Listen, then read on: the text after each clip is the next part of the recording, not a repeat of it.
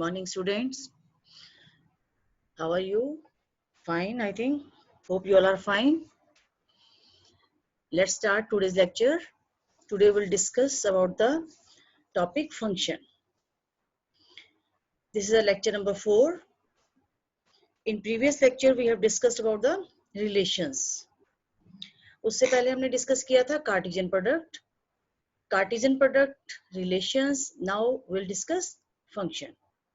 पिछले लेक्चर में आपको बताया कि जो रिलेशन है that is the subset of Cartesian product. Relation में जो ऑर्डर पेयर आप लेते हैं वो एक्स वाई दोनों आपस में क्या होने चाहिए, गिवन रिलेशन के अंडर होने चाहिए.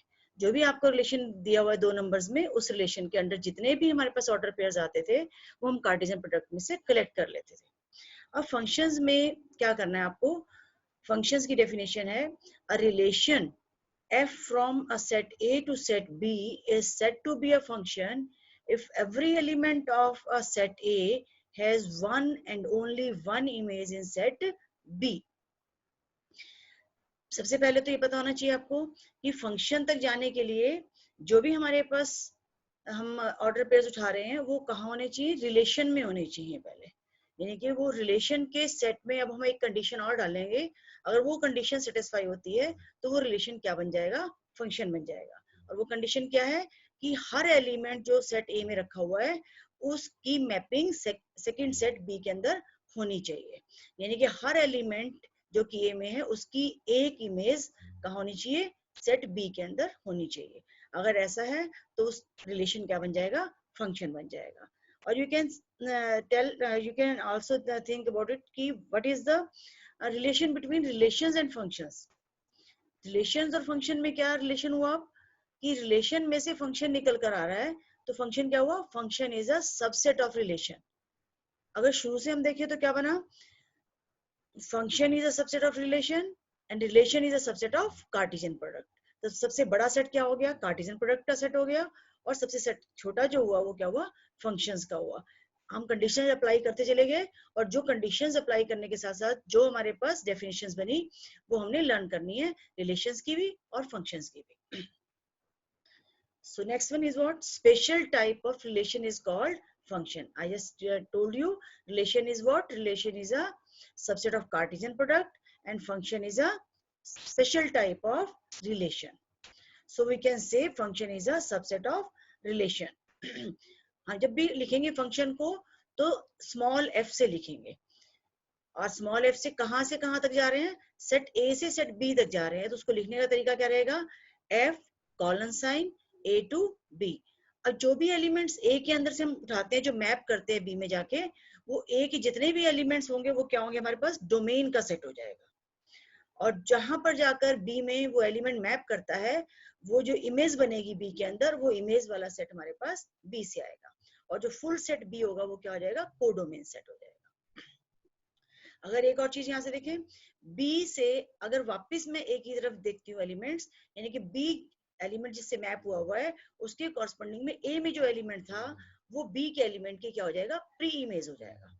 तो B में जो एलिमेंट है वो इमेज है, और B के एलिमेंट को अगर मैं यहाँ देख रही हूँ A में कैसे मैप हो रहा है, जिससे मैप हो रहा है वो क्या हो जाएगा, उसकी प्री इमेज हो जाएगी. तो यहाँ हमने क्या पढ़ा, domain, codomain, image and pre image. तो ये चारों डेफिनेशंस आप याद रखेंगे जो फंक्शंस में बहुत इंपॉर्टेंट रहती हैं.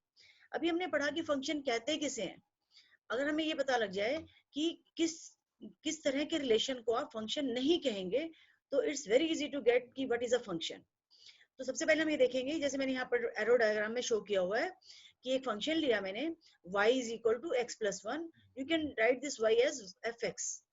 तो जहाँ a के अंदर एलिमेंट्स में ले रही हूँ 1 2 3 4 5 6 एंड b में लिए मैंने 1 2 3 4 5 6 सेम एलिमेंट्स.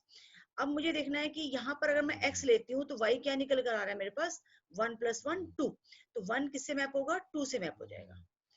2 किससे मैप हो जाएगा, 1 मोर दैट इज 3. 3 हो जाएगा 4 से मैप, 4 हो जाएगा 5 से, 5 हो जाएगा 6 से मैप. क्या अब हमारे पास दिख रहा है कि A के अंदर जितने एलिमेंट्स है सारे मैप हो रहे हैं कि नहीं हो रहे. अब 6 ऐसा एलिमेंट है जो मैप नहीं हो रहा, जबकि फंक्शन की डेफिनेशन क्या कहती है कि हर एलिमेंट जो सेट A में रखा हुआ है वो मैप होना चाहिए सेट B में जाके. तो जब हमारे पास 6 एलिमेंट जो है वो मैप नहीं हो रहा है, it means what, this arrow diagram shows that this is not a function, this is only a relation. In second example, you can see here, I have taken x is a square of y. जो भी elements मैंने p set में लिखे हैं, set 1 में लिखे हैं, वो क्या है, सारे हमारे पास जो y के जो हमारे पास एलिमेंट लिखे हुए हैं उनके स्क्वायर हैं. Elements are 9, 4 and 25. अब आप देख रहे हैं मैपिंग क्या हो रही है हमारे पास. 9 जो है दो जगह मैप हो सकता है, 3 का स्क्वायर भी है और -3 का स्क्वायर भी है. ऐसे 4, 2 और -2 दोनों से मैप हो जाएगा. 25, 5 और -5 से मैप हो रहा है. यानी कि एक एलिमेंट की दो इमेजेस बन रही हैं. एक एलिमेंट दो जगह जाकर मैप हो रहा है. तो अभी हमने क्या पढ़ा था, each and every element has its only one image in the set B. अब यहाँ पर P के एलिमेंट्स की दो दो इमेज बन रही हैं. तो इस केस में भी क्या रहेगा, this is only a relation not a function. अगर मैं एरो डायग्राम में नहीं लिखती हूँ, उसको रोस्टर फॉर्म में अगर मेरे पास रिलेशन लिखा हुआ आता है, तो कैसे चेक करेंगे कि फंक्शन है या नहीं है. Now suppose arrow diagram is not given to you, relation is given in a roster form like this 1 3 1 4 2 3 2 4. अगर मुझे इसका एरो डायग्राम बनाना है तो आप जो पहले एलिमेंट्स हैं वो फर्स्ट सेट में लिखेंगे और जो दूसरे एलिमेंट है वो सेकंड सेट में लिखेंगे. जैसे आप मैप करेंगे तो 1 दो एलिमेंट से मैप हो रहा है, 3 से मैप हो रहा है, 4 से भी. अभी हमने पिछले एरो डायग्राम में पढ़ा कि अगर एक एलिमेंट दो जगह जाकर मैप हो रहा है तो वो पॉसिबल नहीं है. So it is not a function, only one element have because one element has two images, or it is the requirement of function one element having only one image. Let's see next. If relation this is given to you 2 1 3 1 4 2. अभी मैंने बोला आपको कि एक element की दो image नहीं होनी चाहिए. क्या दो एलिमेंट की एक इमेज हो सकती है? Yes. Then it is a function. Now look here in the diagram. Two elements having one image. हर एक की एक ही इमेज है, इसकी एक है इमेज, इसकी एक इमेज है. दो एलिमेंट की एक इमेज हो सकती है, लेकिन एक एलिमेंट की दो इमेज नहीं हो सकती. तो अगर इस तरह से मैपिंग हो रही है एरो डायग्राम में तो नो आंसर है हमारे पास, और अगर हमारे पास फर्स्ट केस है तो हमारे पास यस आंसर हो जाएगा. तो आप फंक्शंस की डेफिनेशन आई थिंक आपको क्लियर होगी. Let's see further algebra of functions.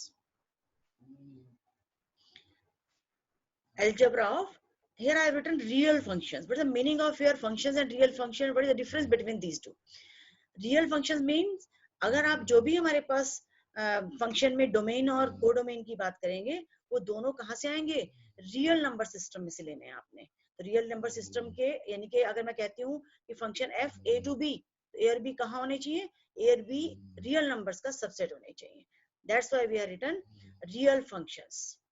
तो फर्स्ट हमारे पास अलजेब्रा में मैंने एक जो पार्ट है उसको डिटेल में लिख दिया है, बाकी part similarly you can see in a book. Addition of two real functions. कहते हैं कि अगर दो फंक्शंस आपको दिए हुए हैं, पहला फंक्शन f है जो x to r जो है डिफाइंड है, और दूसरा फंक्शन g है जो x to r डिफाइंड है. Be any two real functions where x belong is a subset of r. as I told you कि जो भी हम यहाँ पर डोमेन और कोडोमेन लेंगे वो क्या होने चाहिए, सबसेट्स ऑफ रियल नंबर्स होने चाहिए. अगर मुझे उन दोनों फंक्शंस को ऐड करना है, यानी कि f और g फंक्शंस को ऐड करना है, then I have to write down like this f plus g colon sign, यानी कि f प्लस g एक फंक्शन बन गया. कहां से कहां तक, x to r. और उसको लिखेंगे कैसे, शॉर्ट फॉर्म में लिखना है तो f plus g in bracket then in bracket x, और उसको एक्सपेंडेड फॉर्म में लिखना है तो fx plus gx, where x belongs to capital X. Capital X is what? Your domain. If you write f minus g defined on x, that is fx minus gx for all x belongs to capital X. If you are multiplying the function by a scalar quantity alpha f in bracket and then x in bracket, alpha times of function fx for all x belongs to capital X. अगर आप दो functions को multiply कर रहे हैं f और g को, तो आप लिखेंगे fx into f of x into g of x. और आप डिवाइड कर रहे हैं f of x divided by g of x like this. और यहाँ पर जब भी आप कभी भी फंक्शंस में डिवाइड की फॉर्म में पॉलिनोमियल लिखें या फंक्शन लिखें तो आप ध्यान रखें कि डिनोमिनेटर क्या होता है, वो कभी भी जीरो नहीं होना चाहिए. As you know division by zero is not defined. जब भी आप इस तरह की कंडीशन लिखेंगे तो साथ में जरूर लिखेंगे कंडीशन कि जो डिनोमिनेटर फंक्शन लिखा हुआ है that should not be equal to zero. Let's do some examples. Example number 16, page number 43 पर है एनसीईआरटी में. अगर दो ही फंक्शंस दिए हुए हैं fx is equal to x square and gx is equal to 2x plus 1.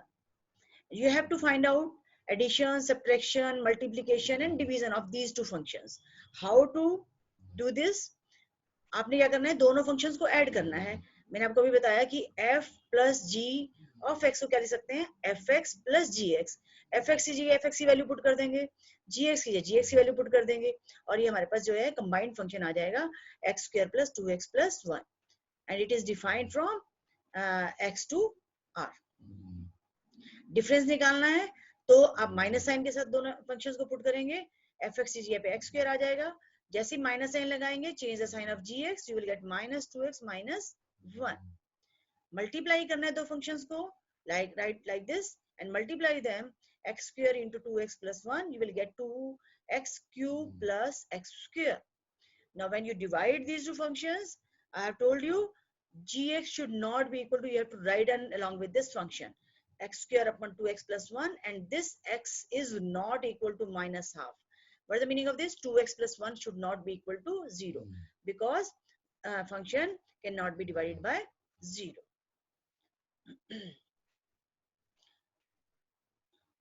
I think you can now understand the definition of function, its operations, algebraic operations.